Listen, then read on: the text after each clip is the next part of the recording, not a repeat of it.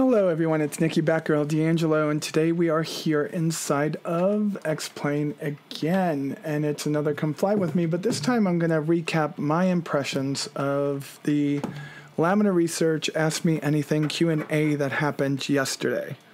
I listened to it twice, and I'm going to go over some things with you, but at the same time, we're going to make a flight from KAHN, and we're going to fly over to Cobb McCollum. I think that's what we're going to be doing, Cobb McCollum. At the same time, we're going to be talking about all the cool things that they talked about in the Q&A. All right, I think I want to do GA1. That's good. Don't want to fly at night right now. I do want to fly like this. All right, I'm going to take the purple high res Cessna 172 and start it up. All right, so we're good to go. All right, so it's not unusual for these companies to have these Q&As these days, and most of the time it's so they can continue their transition of people from older product to newer product or sell the game entirely. But what I get from Austin and his crew over at Laminar Research is an actual true love and passion and obsession for the game. It's no different than the people I see working for CIG.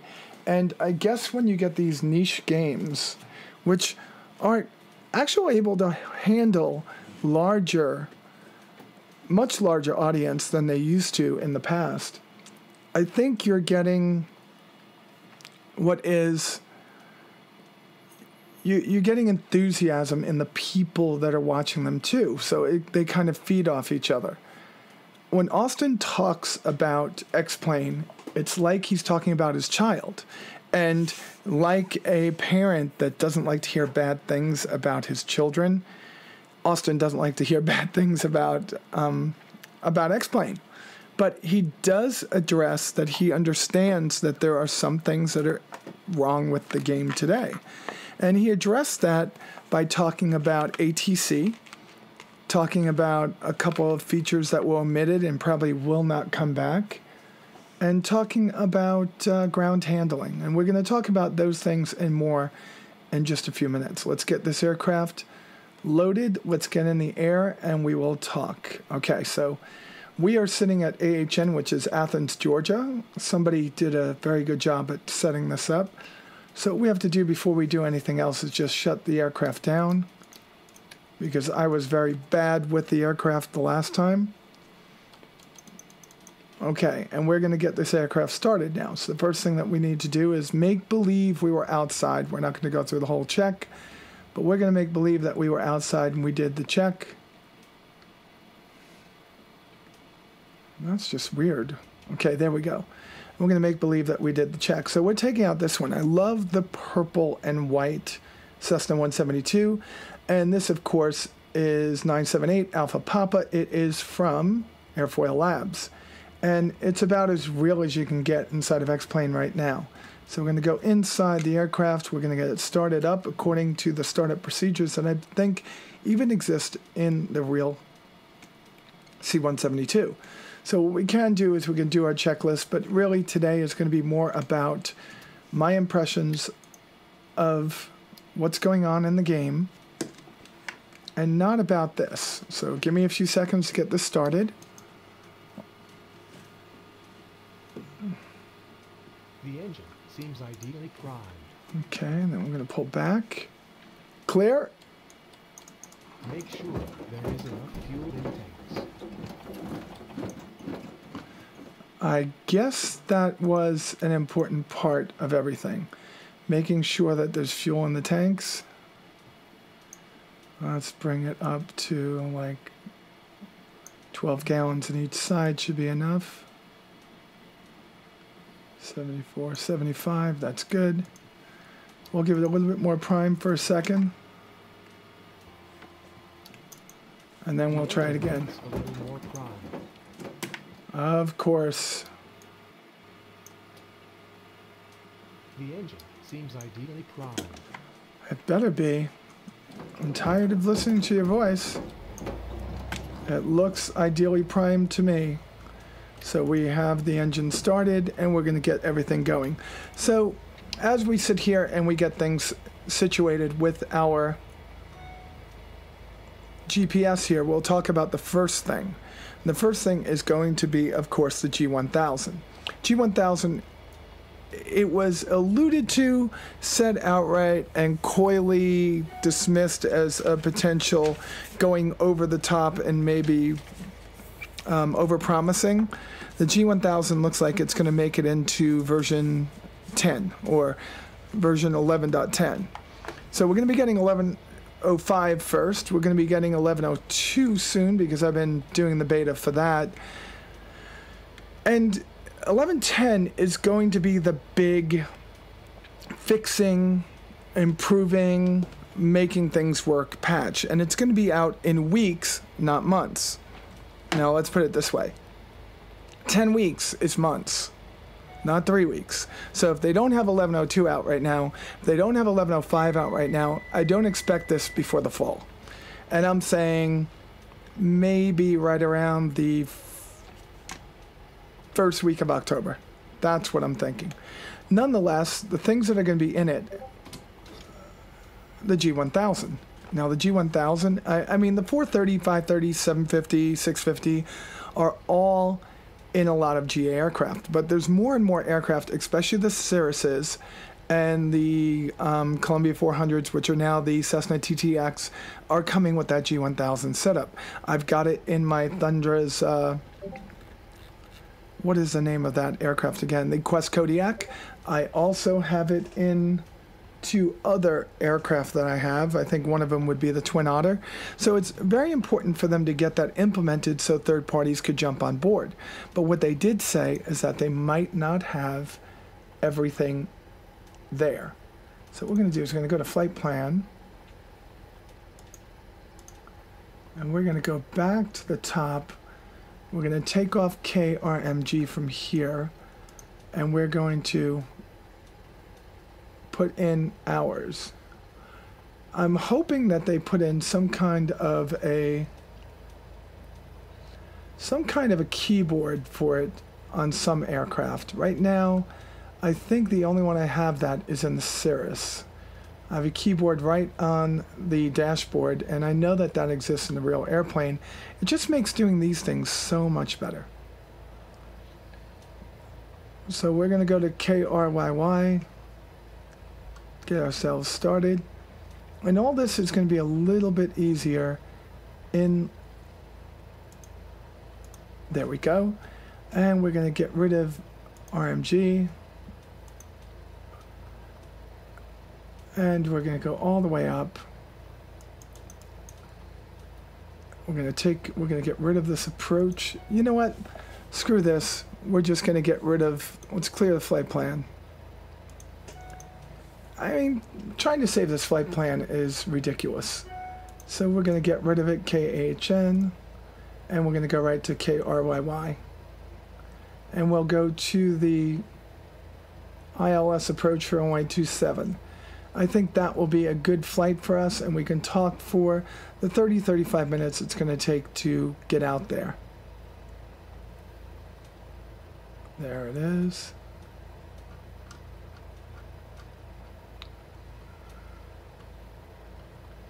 And getting this situated can be rather cumbersome.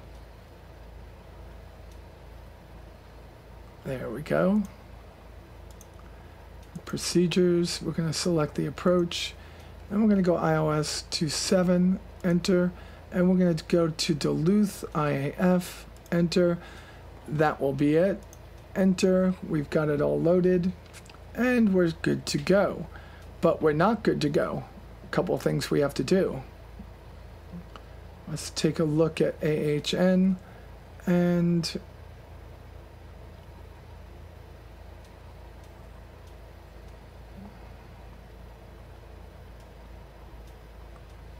those are all different airspaces and stuff. This is pretty cool.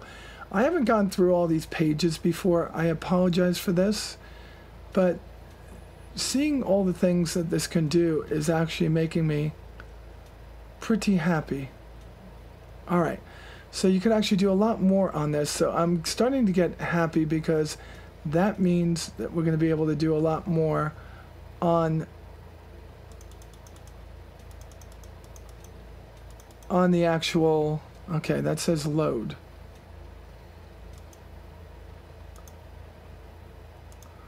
There is no departure. Okay.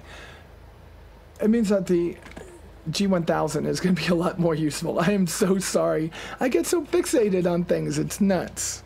All right. Let's get in here. Let's get ATIS, know which runway we're going on. I hear a lot of wind, and that might mean that we're going to be taking off on a different runway than I'm used to, 132.87. All right, let's get this done to 132.87. There we go. 309. Battery low. And we're going to...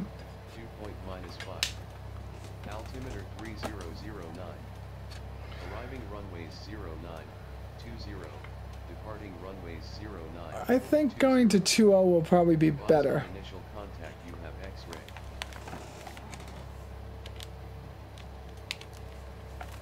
Charging battery.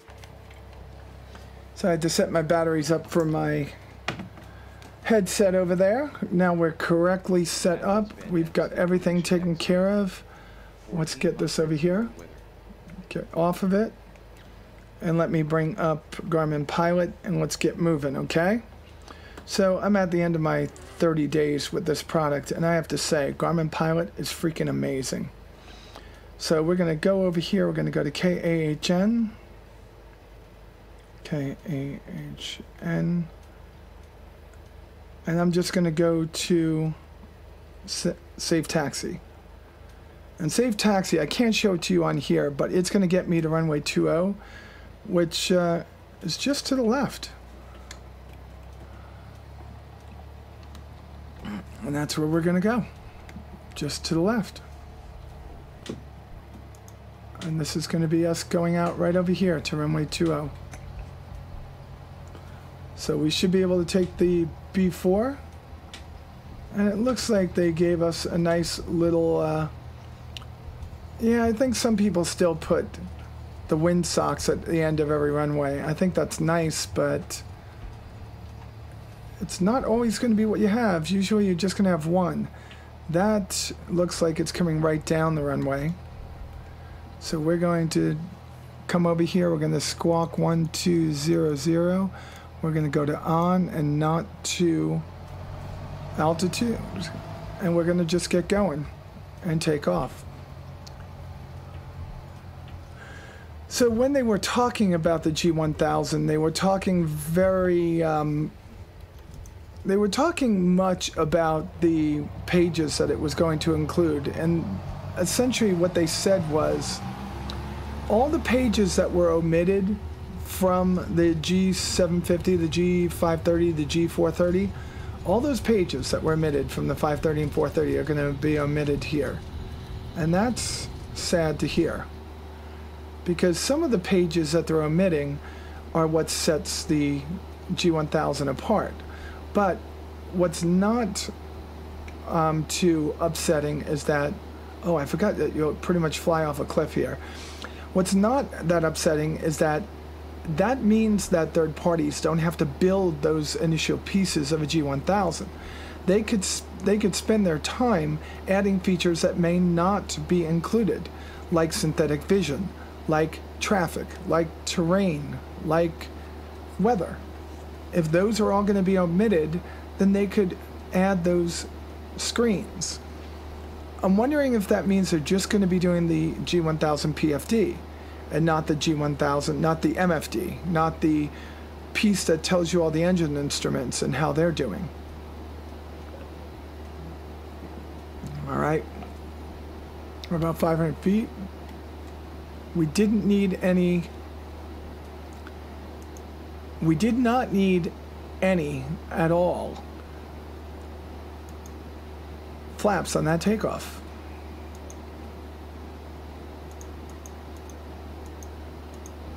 You generally don't need flaps on a takeoff. We're just going to turn right on and arm that, and we'll be fine. Let the autopilot do the flying. Gives us an opportunity to talk a little bit more. So the G1000, like I said, is very important because a lot of the newer aircraft are going to have the G1000 in it. And when you're putting new aircraft out there that have a G1000 and you're asking for someone else to produce that, you're going to get a different experience on a G1000 every single time. When I use the G1000 in a Coronado aircraft, when I use the G1000 in my Tundra, when I use a G1000 in my Cirrus, I'm getting different experiences. By them putting it into the game, it means that we're going to get the same experience every single time. It doesn't mean that we're going to have this all over the place experience that we have now. And that is a pretty damn good reason for them getting it done.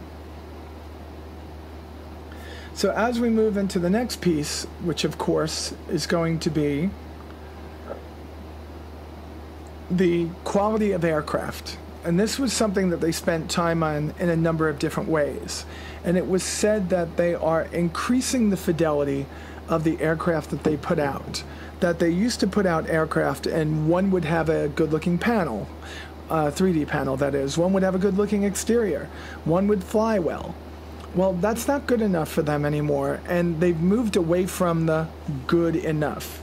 They are now looking at making excellent aircraft across the board. They were even talking about how one of the guys was going out to the Beechcraft, the King Air, and holding a microphone just behind it so you can get what that sound was like. And they were talking about him getting thrown back and making jokes out of it, but these are the things that they're committed to now. They were talking about how Alston was looking at the F4 and how the turbulence in the engine air inlets affected how fast it took for that aircraft to spool up and accelerate. All these things were being included in their thought process. And I'm very, very, very excited about that, because if they start setting a standard high, then we're going to start seeing a standard high that needs to be followed by other companies. And I'll give you a for instance. I'm flying in probably the highest fidelity GA aircraft in the game right now. Highest fidelity flight model, wonderful panel, wonderful exterior, sounds are dead on. I can fly this baby by sound. And then you get into an aircraft that looks amazing and doesn't have the sounds, doesn't have the fidelity on the flight model, but is a good mix of things, and it's good enough. And I know that this developer is going to go back and make it, but it would be the Aerosphere Piper Warrior. I know they're going back to make it better. But I think by Laminar Research talking about setting the standard internally, it's going to help set the standard for everybody else that is there. All right, so I think that's important, because I think there's way too many aircraft that just don't meet that standard that are for sale on different places. I'm not just going to call out explain.org, different places. All right, let's go back and let's enter, and we're going to fly out to Duluth, which is going to be on the way, and we're going to fly the approach into RYY. All right, so there was a lot more talk about the standard because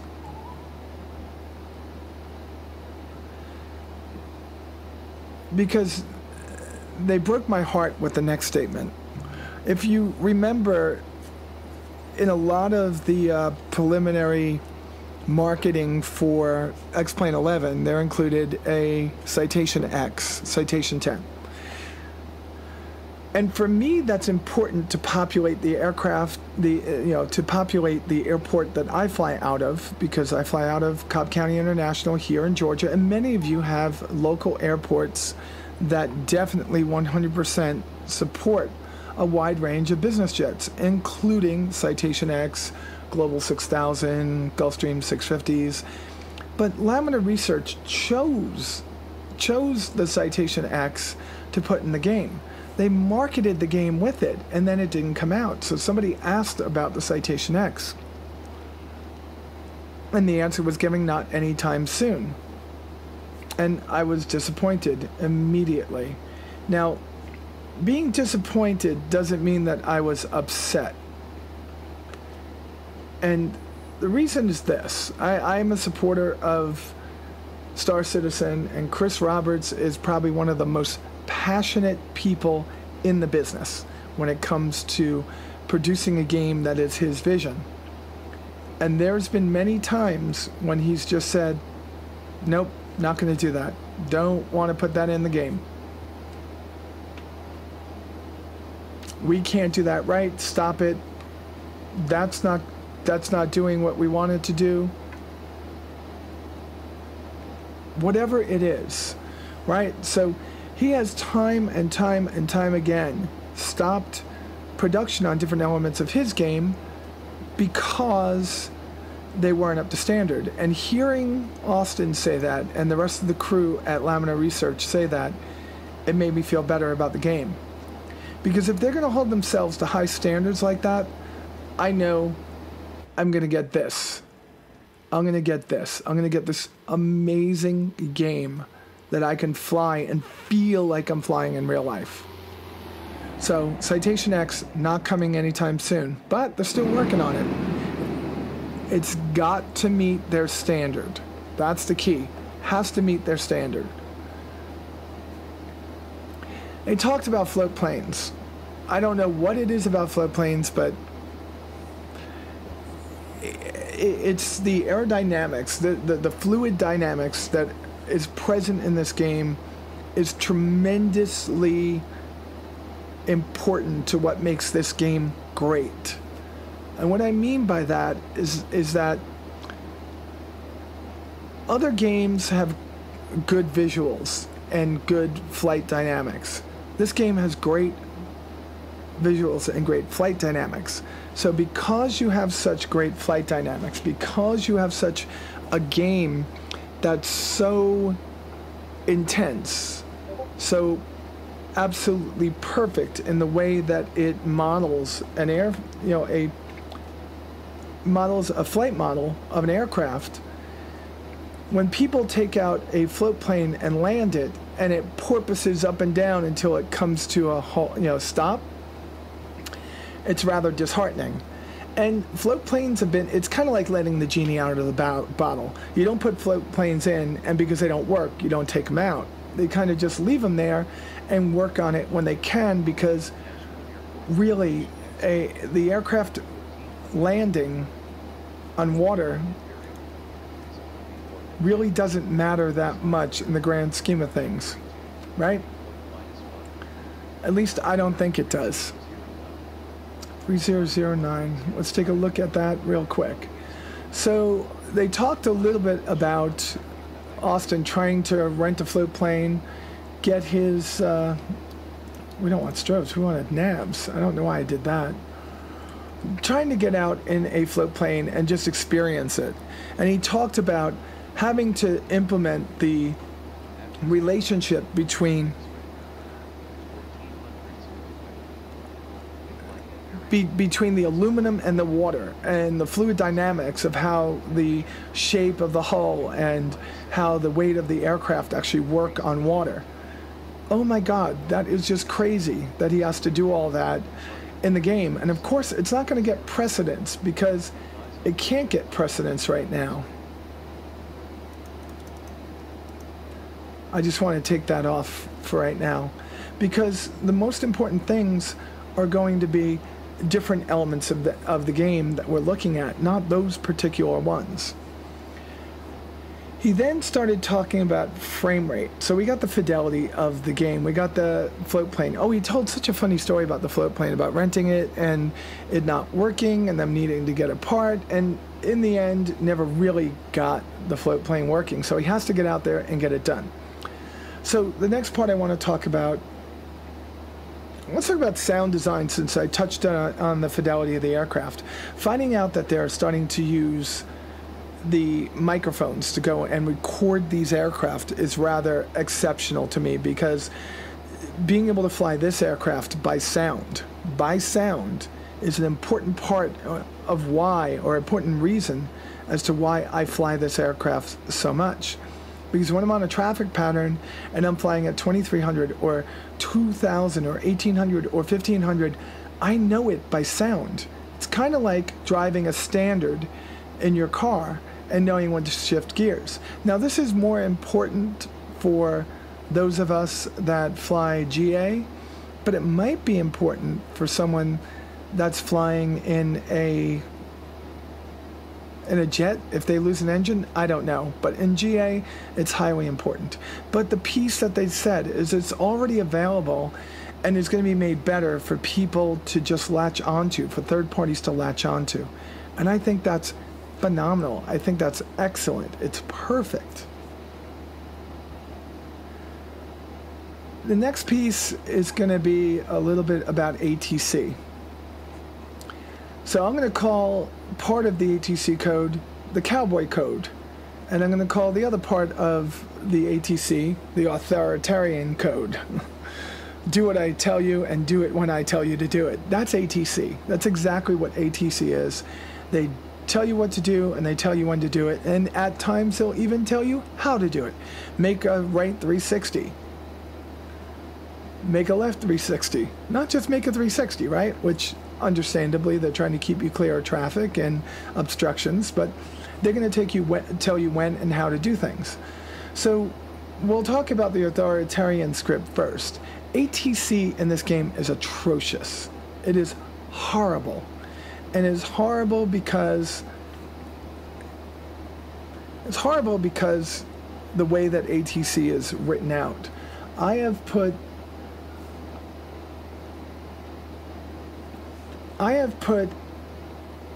airports, and I'm just getting a message from Julian. I now have 3 airports up on the gateway.xplane.com. I have KRYY, which is what we're flying into, KMGE, which is Dobbins Air Reserve Base, and KVPC, which is Cartersville Airport, and I just built KRMG. Now, 2 of those are tower-controlled airports, so I was able to build out a whole air traffic control network.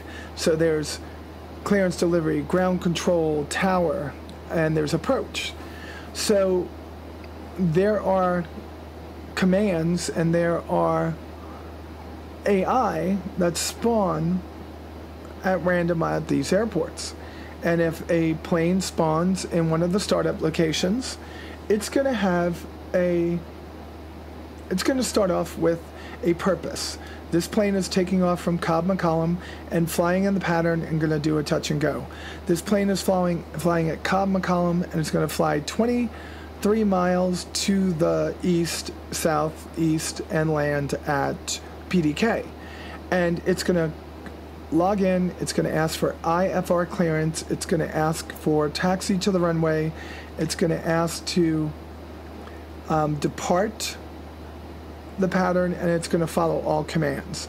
Now, when it's taxiing, because of the way that the nodes are made for the taxi network, the controller in the game might say 398 Victor Kilo, taxi 2, runway 29 via Alpha, Alpha, Alpha, Alpha, Alpha 2, Alpha 2, Alpha 2, Bravo, Bravo 3. And it's saying all the repeats because it takes multiple nodes sometimes to build the network, and so it's calling off each and every node, which slows down the aircraft, which slows down air traffic control, and it makes it hard for anybody that's trying to get a word in edgewise, being able to get a word in edgewise, right? So they are not able to actually get their message through to ATC because someone's talking. So the first part of the code, the authoritarian code, has to be updated. It has to be streamlined, and it has to be made more fluid, and that's getting done. Then there's 2 airports in my list of airports. There's RMG, which is going to be Richard B. Russell Rome Airport in Rome, Georgia, and there's going to be VPC, which is Cartersville, Bartow County. I think it's a municipal airport, okay?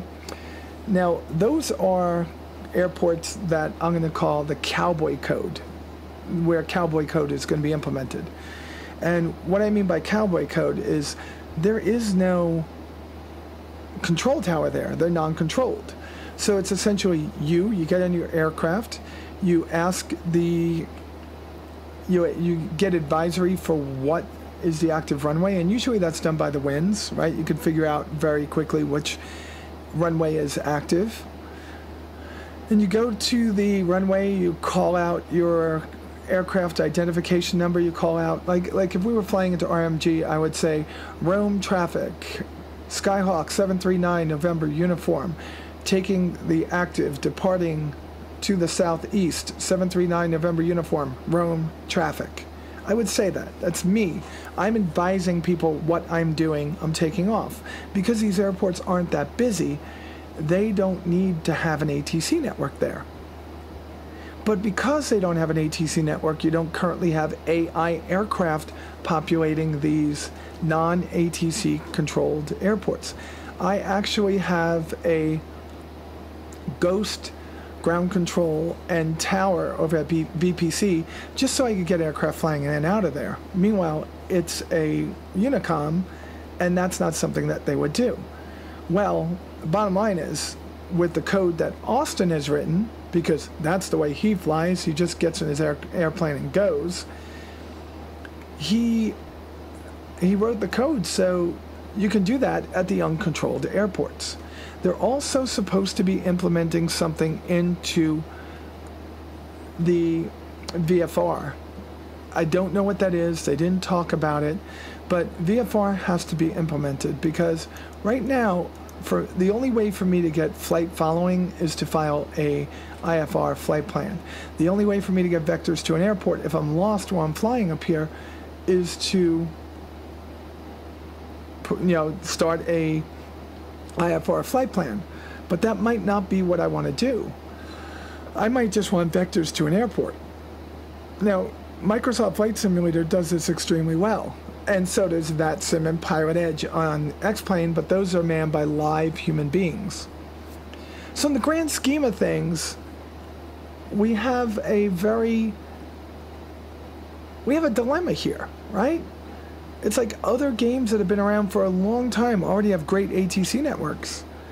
But that was never the intention of this game. It wasn't to build out this wonderful ATC network. It was actually to build out a game that had the best flight models in the business, because the other games just didn't have that.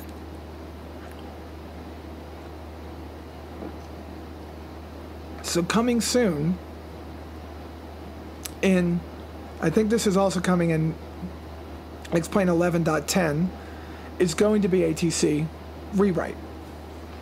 And the rewrite is going to implement the fixes to the authoritarian code, and it's going to implement the cowboy code. And in that situation, you're actually going to be able to populate the world with a lot more aircraft if you want to have no frame rate. Well, that's not true. It's not no frame rate, but it'll be a lower frame rate. With all the scenery I got going on right now, with the aircrafts I'm flying, with X Enviro, with XP Realistic, I'm still getting 30 frames a second. So we're going to talk about frame rate now. People asked about sliders. Now the sliders are gone because they're pretty much hidden in the menu itself now. So when you open this up and you slide these sliders back and forth, left and right, you're going to be doing a lot of changes to different sliders that used to be on the game before, especially up here in number of world objects. When I go to high and I click done, we're going to go through a reload process and hopefully not crash, And when we come out of it, there should be more world objects, which means more autogen scenery, which means more cars that are driving on the road, which means maybe more aircraft populating an airport. I'm not sure if that's one of them. More trees, more autogen forests. It's going to implement those in a ratio that it knows is right.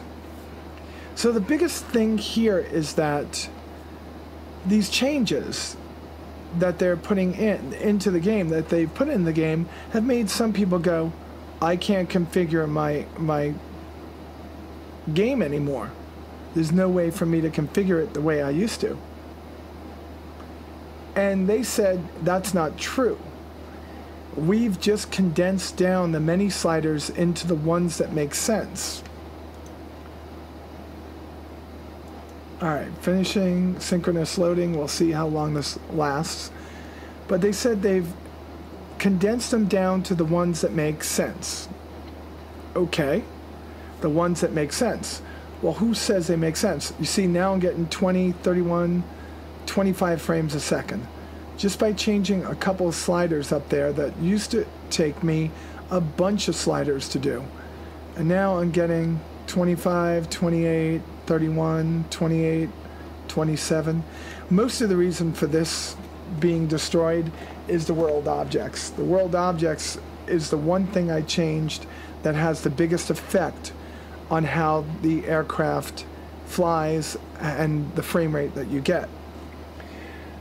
Now, the code was first and foremost at the top of the list of things that had to be fixed to implement better frame rate, and that is coming in either version .02 or version .05 or version 1.10. I'm not sure. Version 0.02, version 0.05, or version 0.1. One of those three. And the code had some major errors in it, which was causing a 2-second lag every now and then. And that would really reduce your frame rate. So what they're doing is that they're going to implement that in the coming weeks. And then they talked about moving to Vulkan. Right now I think they're on OpenGL, and OpenGL is an old kind of, well, it competes with Microsoft's DirectX, but it also works on Mac and it also works on Linux. But the Macs also have something called Metal, which is essentially kind of like Vulkan. So they're going to be implementing that, and the changes inside of that are going to allow them to actually get much better frame rate out of the game. Now, Austin himself is sitting there with the whip, smacking his whip on the table, going, or with a hand on the table. We want to get to, no, we have to get to, we need to commit to get to 60 frames a second. Why is 60 frames a second so important? It's important for VR because if you're not at 60 frames a second and you're putting out a VR game, you're essentially giving people VR sickness. You need to be at a high refresh rate, which is why things like the Oculus Rift are using 90 hertz refresh rates. So we're in a position here where we've got to support them for what they do, but we have to wait again for certain things to be implemented. And this is going to be a big one. All right, we are going towards Duluth. And at Duluth, we gotta be at 3,000 feet, I think. Yeah, so we're descending to 3,000 feet. That way we can go into Duluth. So frame rate is going to be very important. So he did say, for those of you that still want to play with all of the different sliders, for those of you that want to try to come up with a better frame rate, please have at it. Open the INI or the config file and go to it. Just ignore all the doom and gloom statements in there saying if you do this, we're not responsible. You could blow up your machine, blow up your house, and cause monkeys to invade. That's essentially what they put in the code. They really didn't want anybody messing with the sliders manually, but the sliders are still there. They're just in the config file, and when you move the few sliders that we have, you can check the config file, see what changed, and you'll get an idea for what the actual sliders in the game today are doing to the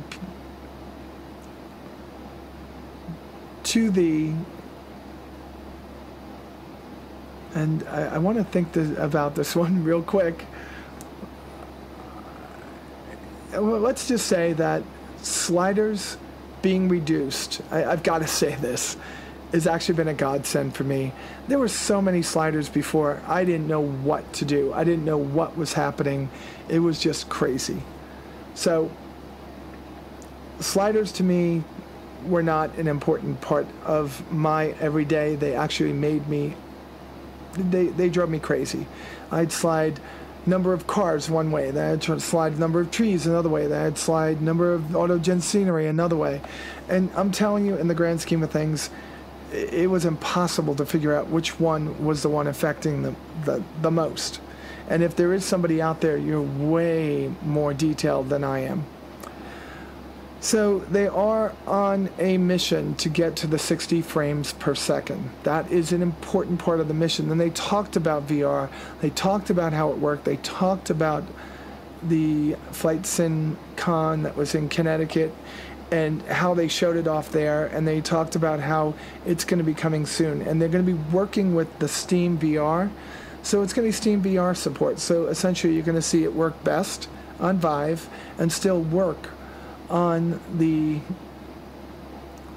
Oculus Rift. But what they did talk about was the haptic feedback from both of the controllers from the Vive or the controllers from Oculus, and how they actually were haptic feedback, and you could fly with two controllers, fly with one controller and a joystick, fly with no controllers. It was just amazing how they had all the different features already worked out. They just need to get to that frame rate before they could actually move forward with it. Well, they talked about a lot, and they made mention of something that I really need, and it's because of what I've been doing. I've been making a lot of scenery for different airports, and I'm finding that the number of objects and the tool itself are hampering my ability to make realistic airports. I've done fairly well with what's in the game, but I haven't done perfect, and that's something I'm trying to do. So they're going to be updating WED, which is the tool, the world editor. They're going to be updating that, which is going to give us the opportunity to be able to better build out our environments. And then they're going to be upgrading, and I think this is a giveaway, or a gimme I should say. They have 1105 coming out soon. And in 1105 is the Las Vegas International Airport, and it has custom scenery. They did it, nobody else. And for that reason, what's going on here?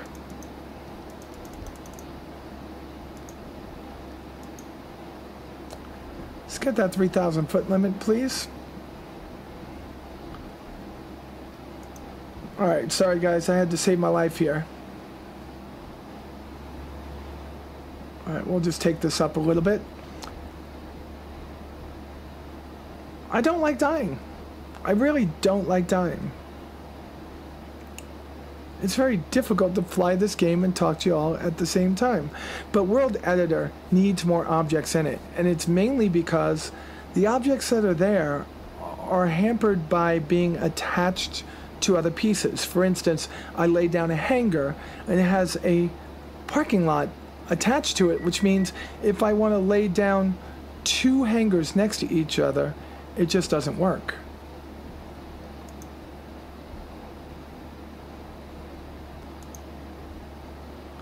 All right, so they really need to get their act together with what they're doing with that software package. Let's go to this. Let's get on the approach.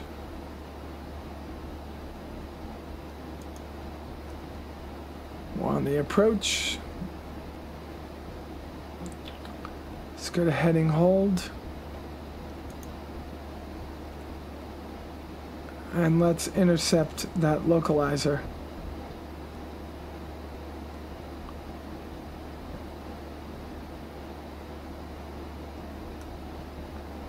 And we should see it start to intercept the localizer, and we should be fine now.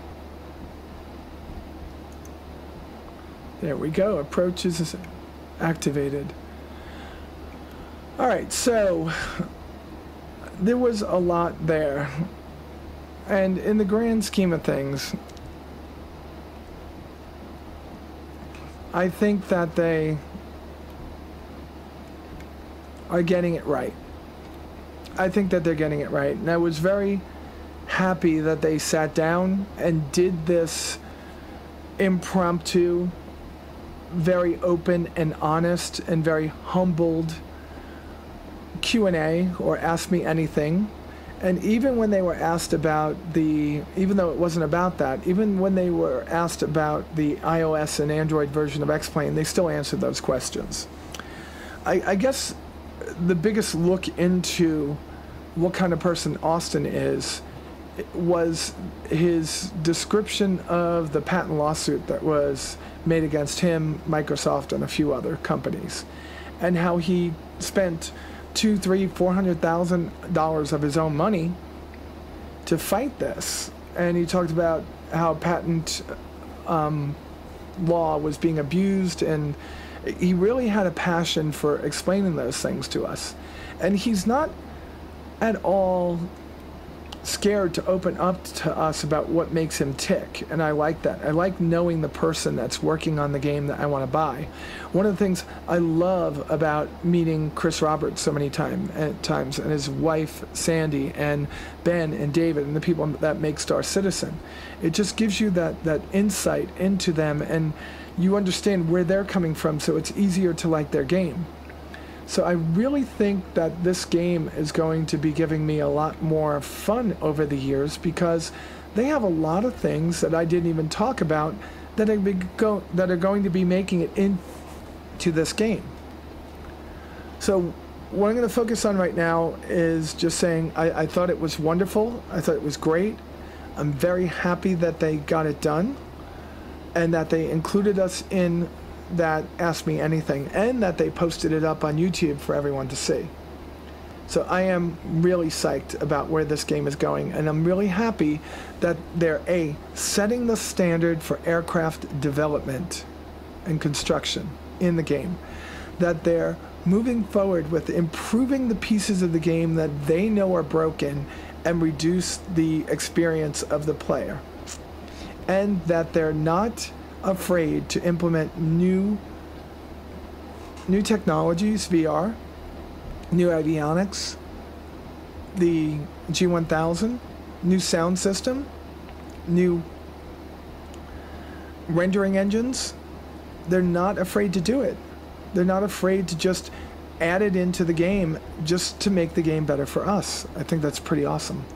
Very, very, very awesome, and very incredibly impressed with them. All right, so we're going to come into RYY, which should be right in front of us.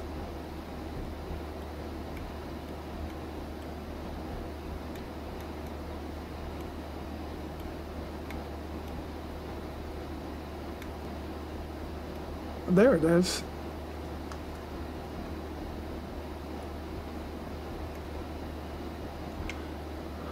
We'll just wait and see what happens here. Where are we heading towards? We're heading towards... Okay, good.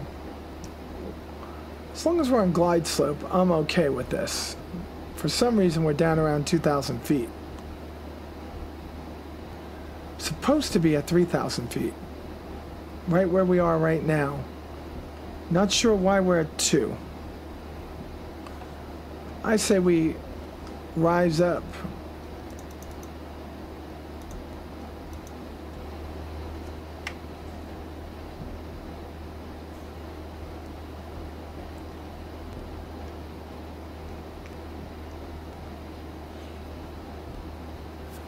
It's a very bumpy day, So did they talk about weather?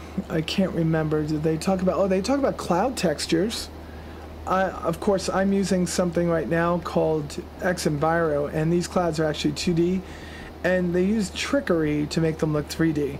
You could use Max Pro, which I think uses 3D textures, but it's very hard on the frame rate to be doing something like that.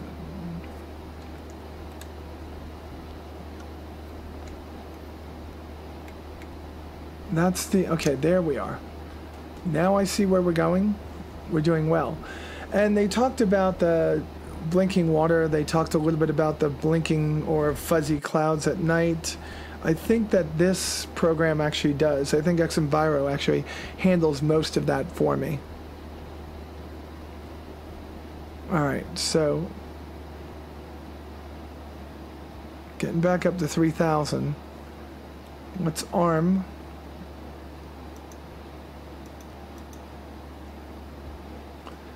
We arm the altitude, so hopefully this is going to start reducing, or I can do it. Oh no, it's coming down. 200 feet to go. Come on, bring it down. Bring it down. Bring it down. Good job, good job.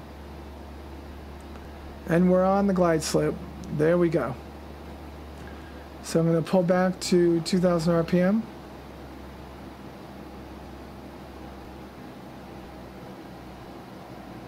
And now I'm going to pull back to 1,500 RPM.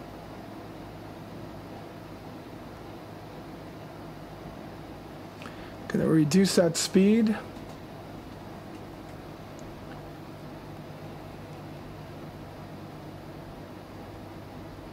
So we intercepted the glide slope just where we were supposed to. As soon as we see that 90 knots, we're going to implement our first notch of flaps, which means we might have to go a little bit lower, a little bit slower. Come on, buddy. Okay, good. And that's our first notch of flaps. The game's going to maintain our descent rate, and we're going to fly at 70. We're on approach. Add a little bit more power and we should be fine. 1600, we're doing well. So like I said, I'm very excited where the game is going. Highly excited that the game is actually becoming even more incredibly awesome. My EGT is down. I gotta thin out my mixture a little bit. Lean out the mixture. Come on. Don't want to crash on. Okay, good. I'm getting that fine. It's going back up again. All right, bouncing around up here. It's a windy day in Georgia. There's no doubt about it being an incredibly windy day here. And we're going to settle down onto the ground in just a little bit.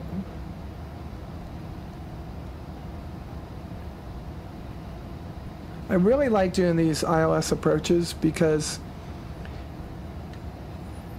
it reminds me of going into 6 and 2.4, mostly 2.4 and iSlip, but all of those I shot myself. I didn't shoot them with the help of an autopilot and a GPS. I guess times have changed. Computers don't come with CD-ROM drives anymore. There are no more cassettes. Man, cassettes are gone. How much has changed since the last time I flew? Wow. It's just amazing. All right, so we're going to take over at 500 feet AGL, which I usually try to take over right about crossing this area right here. But what we're going to do is we're going to put down the second notch of flaps now. Really give us that ability to slow down.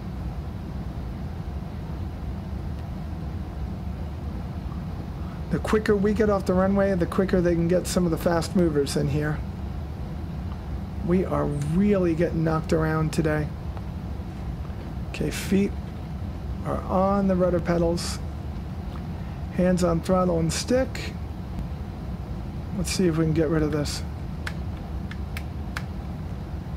It does not allow us to turn on and off with the button I set up, so I've got to do that. Last notch of flaps. Hold the nose down. We're going to come back to 1500. A little bit lower than 1500. And we are fine now, dropping below the trees. And we would see a little bit of a rise and fall in the runway. It does have a little bit of slope to it. 60 knots. Made the runway. Pulling back. Too flat, too flat, too flat, too flat, too flat. Oh, perfect. Nice landing, nice landing. Nice landing, and just a little bit of a turn there. Let's take it off right here. Wow, we got off at Bravo 5. I think it was Bravo 5 at least. We're able to get off at Bravo 5. That was impressive. Yeah, I think this is Bravo 4. But that was good. So I'm excited for the future of the game. Yep, that's Bravo 4. Not bad. That was an impressive landing. Of course, you know I'm going to make you watch it again, because that's what I do. And we're just kicking a little rudder in here every now and then. Just trying to keep us right on that center line. If I could keep it aligned on here with how nuts this ground handling is, I'll be able to do it in real life. That's the last thing. I've started to move forward with my return to flying. And I think I've said this on Twitch. I've probably said this in another video, but I've scheduled my flight exam, my flight physical. I've scheduled my corrections to my pilot's license over at the FSDO, which is the Federal Aviation Administration Standards District Office. I have an appointment next Thursday to do that. And then I'm going back to flying. Should be a really, really fun time. We're going to slow down. And we're just going to take her right over here. And I think there's nothing going out of here right now because of Pilot Edge.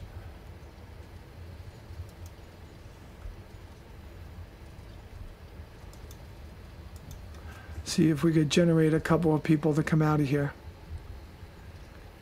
And I really want to see if I can get this thing to park right, but it's hard to see the lines on the pavement.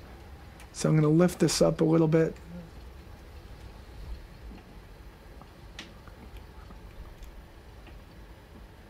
I see one right next to that Skyhawk over there.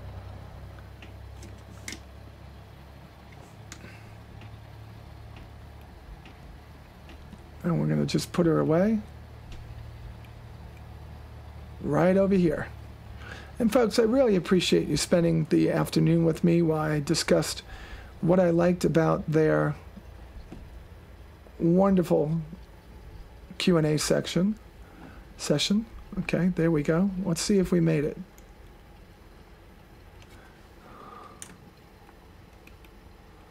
Okay, good. I got that. Now I could go up a little. These are all things I can do readily in the aircraft. I just want to make sure I'm parked in line, even though I might be parked.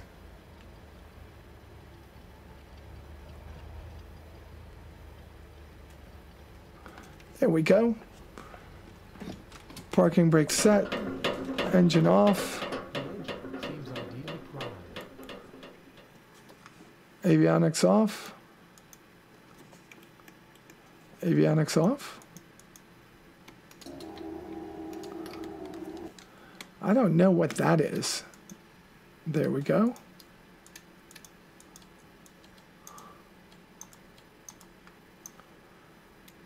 All right, let's go outside. Let's take a look at this bird and see how we did. Wow, there's something wrong with my aircraft. You see that? It disappears. Wow. Let's look at it from this view over here. Oh, because my aircraft creates a shadow and nobody else's does. Look at that. Oh, mine creates a very thick shadow and theirs doesn't. I think that has something to do. And it's exactly probably the same distance. That's pretty cool. It's almost like I placed it on the tarmac. That's pretty cool. Let's see if it does line up. Well, folks, like I said, I always make you watch my landing. I think I'm done. 55 minutes was a really long video. I know it was. Thank you very much for following me along, for listening to what I had to say. Come on. Where's my landing? Oh, we might not be watching our landing. You might have been saved.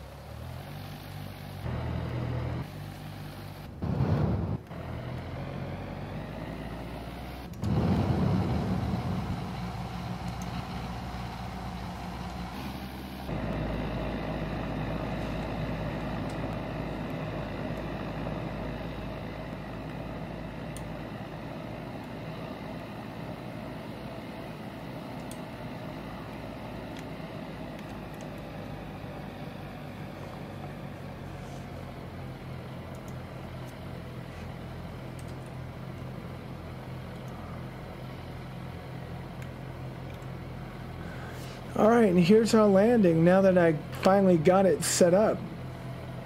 And I think we felt like we were going to just hit the ground a little bit hard right here. Pulled back, pulled back, pulled back, and flared it just in time. And touchdown right on the center line. Well, folks, with that, I don't know what more there is. You all be safe out there, and I will talk to you soon.